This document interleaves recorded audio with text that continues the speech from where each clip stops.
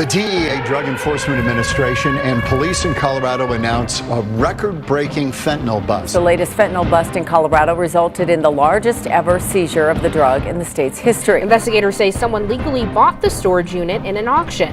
When they discovered what was inside, they immediately contacted the Douglas County Sheriff's Office. DEA have executed one of the biggest drug raid in Colorado history tied to violent Sinaloa Cartel and have just uncovered the largest fentanyl seizure in history. In an operation now known as Operation Mountain Safe, agents with the DEA Rocky Mountain Field Division, the Colorado Bureau of Investigation, and the Douglas County Sheriff's Office executed a high-risk raid at a storage facility in Highlands Ranch, a quiet suburb just south of Denver. What they found inside stunned even veteran agents.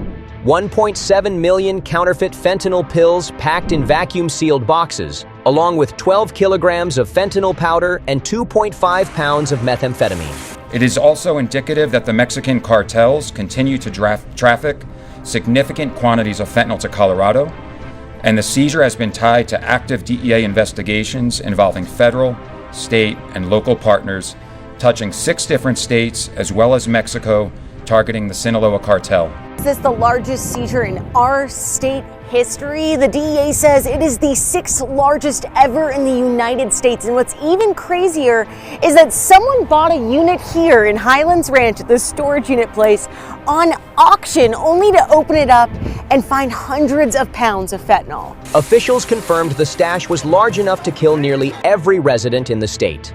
The operation began with an unlikely lead.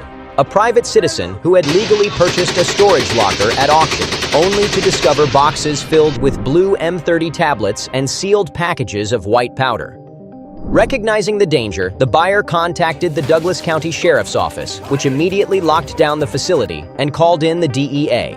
Within hours, federal command rolled out a containment perimeter as tactical units arrived in unmarked vehicles.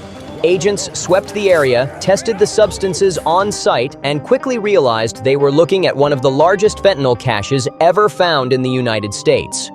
It started as a local call, one agent said, and turned into a national case before the first sunrise. Inside the locker, investigators found what they later described as a miniature cartel warehouse. Wooden crates labeled in Spanish, industrial bag sealers, chemical residue, and several digital scales coated in fentanyl powder. Hidden under tarps were 12 kilograms of raw fentanyl, ready for pressing into pills designed to mimic prescription oxycodone. The DEA says the operation's setup mirrored professional cartel logistics. Bulk narcotics hidden in commercial storage until local distributors retrieved shipments for street-level sales. Federal intelligence linked the site to a larger interstate pipeline stretching from Arizona through Colorado, Utah, and Wyoming, a corridor now under investigation by DEA's Western Region Task Force. The registered owner of the storage unit, currently in federal custody on unrelated trafficking charges, is believed to be part of a Sinaloa Cartel distribution cell operating across the Rockies. Investigators say the Highlands Ranch stash was one of several storage facilities used to conceal fentanyl loads entering from Mexico.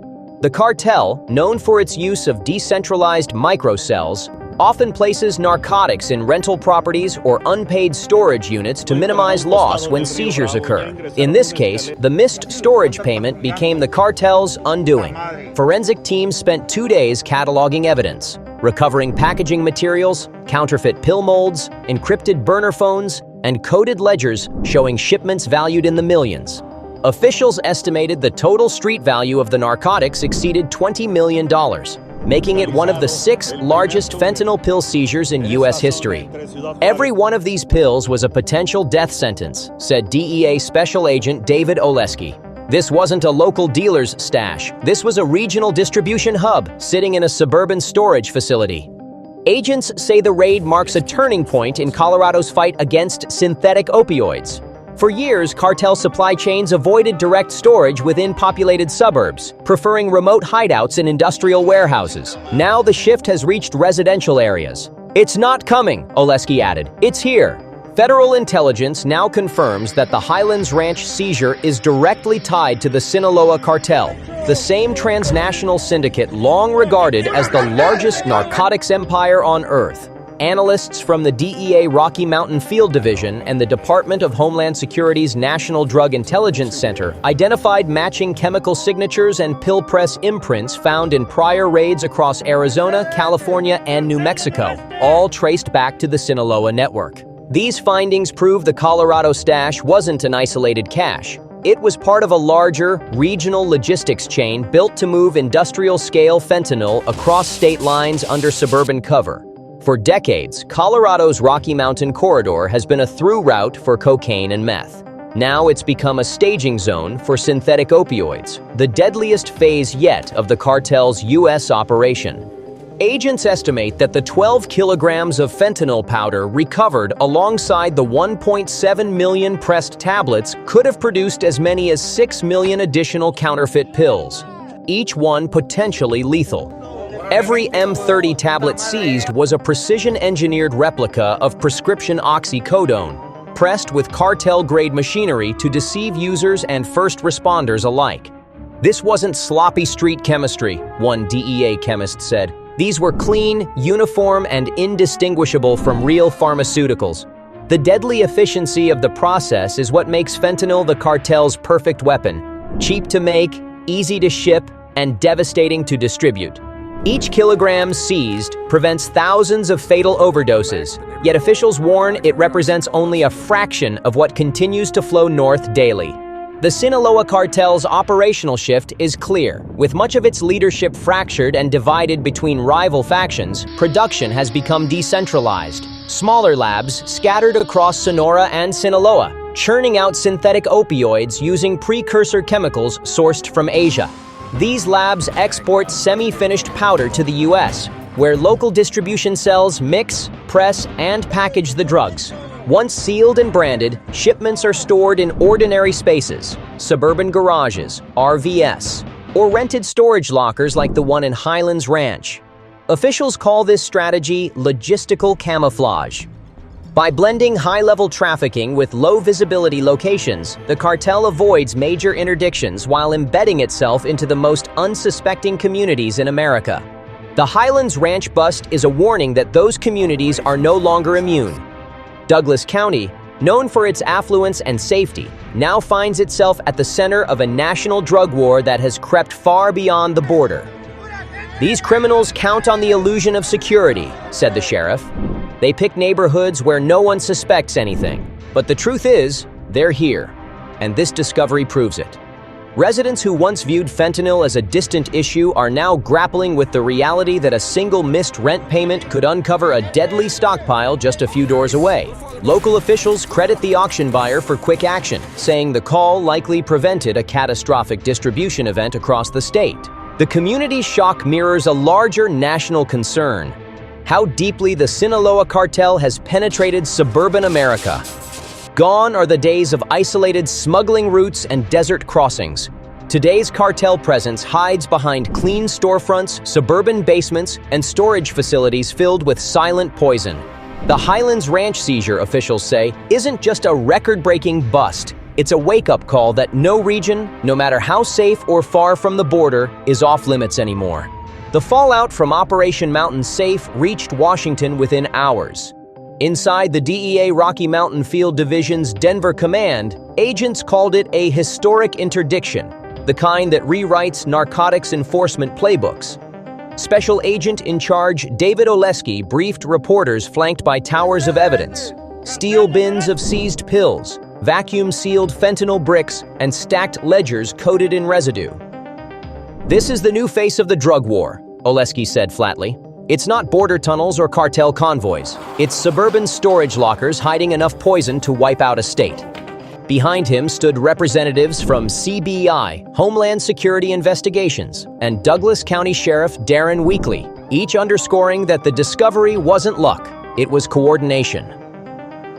Weeks of data sharing under Operation Take Back America, the nationwide anti-cartel initiative, had helped triangulate chemical shipments, shell companies, and storage rentals, and finally led agents to a steel-framed door in Highlands Ranch. "This is what intelligence fusion looks like when it works," one official said. "We didn't stumble onto it. We built the case layer by layer until there was nowhere left to hide." At the state level, Governor Jared Polis called the bust a defining moment in Colorado's fight against synthetic opioids.